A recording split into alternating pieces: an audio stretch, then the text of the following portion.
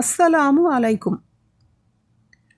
நபி ஸல்லல்லாஹு அலைஹி வஸல்லம் அவர்கள் கூறினார்கள், ஒரு முஸ்லிமுடைய 3 குழந்தைகள் இறந்துவிட்டால் எல்லாருமே நரகத்தை கடந்து சென்றாக வேண்டும் என்ற சத்தியத்தை நிறைவேற்றும் வகையில் அந்த நேரம் மட்டுமே தவிர வேறு சமயத்தில் அவர் நரகத்தின் பக்கம் செல்லவே மாட்டார்.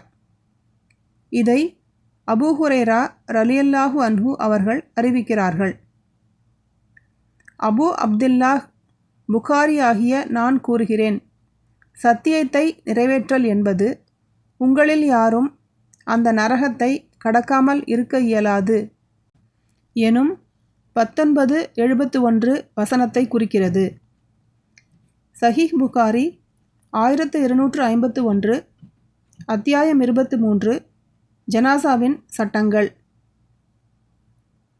அனஸ் ரலியல்லாஹு அன்ஹு அவர்கள் கூறியதாவது,